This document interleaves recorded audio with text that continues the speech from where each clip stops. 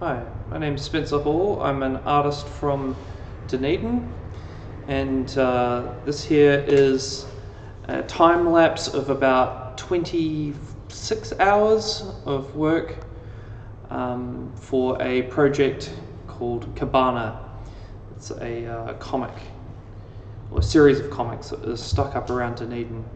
So yeah, I've scanned a rough draft that was done in pencil after months and months of research and planning, and basically just made a Photoshop file that's a template, and each panel is the same size, the same shape, and I'm using a mid-tone set from True Grit texture supply, and most of the text I've drafted out, but it's still kind of rough, and some elements of this didn't actually end up making it into the final version. So the premise of the comic is something very dear to my heart. It's about bygone venues in Dunedin that were very important to me and my development in being an artist. Places that for the most part aren't there anymore, like Arc Cafe, where I went to some of the first all ages gigs that I was lucky to go to, and be exposed to other young musicians and artists. So this is all done with a Wacom tablet and stylus, like so. It's drawn straight into Photoshop. And each of these panels that I'm doing here in layers are Bruce Russell, and it's for animation. So I've jumped into After Effects and just trying to get the timing and placement just right for the animation of that arm, and applying animation techniques and logic, like things building up before being attacked. So this here is Guitar Wolf. This is it was a gig at Nun Gallery where an exhibition was done, which I'm writing about here, that included a stack of TVs. So for this project, each of the comics also has an animated element, as we saw before, where using augmented reality, people can pull up their phone, point it at the comic, which is stuck up in all the places like Black Star Books, where the comic takes place, point their camera at it, and it'll trigger an animation and sound. Part of this project was also oral histories. So for some of the panels, I've also interviewed people, taken that audio, and then used that for the finished thing. So this one here, for example, has Gavin Ashworth, who is a great Dunedin artist and was heavily involved in the activist space for Black Star Books. So for the animated segment of that, we just saw me jumping into Blender to use the 2D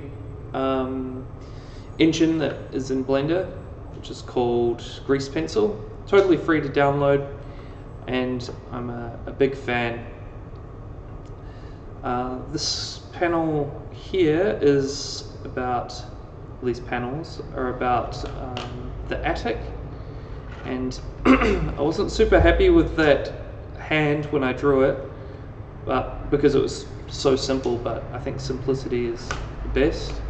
That was my favorite panel of all of them, of a very talented Dunedin artist named Brendan John Phillip, playing guitar through a lift shaft for reverb, which is pretty crazy, pretty wild idea.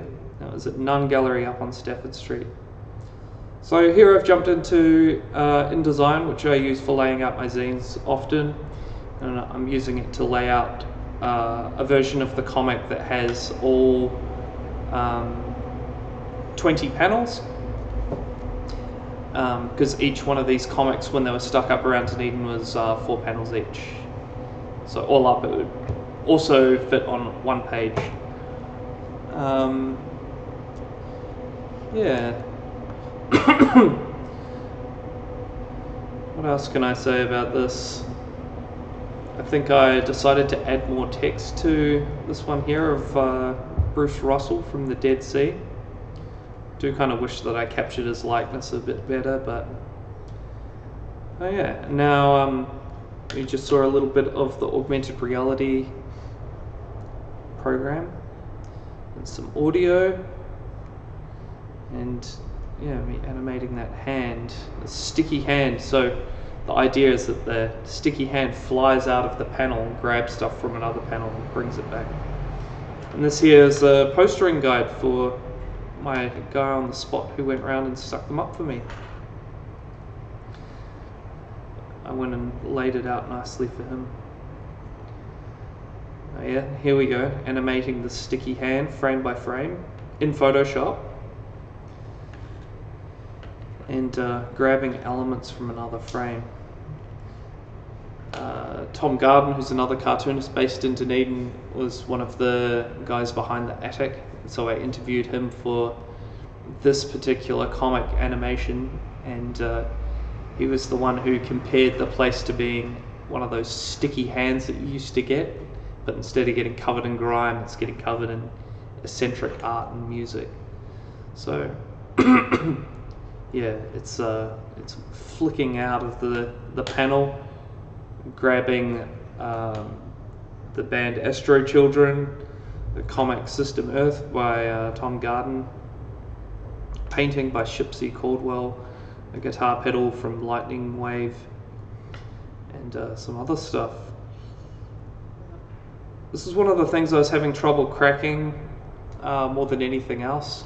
It's how to make this an engaging panel. So I took it into grease pencil, and that very cool like spotlight sort of effect as it's moving around is something I discovered that I'd never seen before, where you just parent where the grease pencil object the illustration is building from.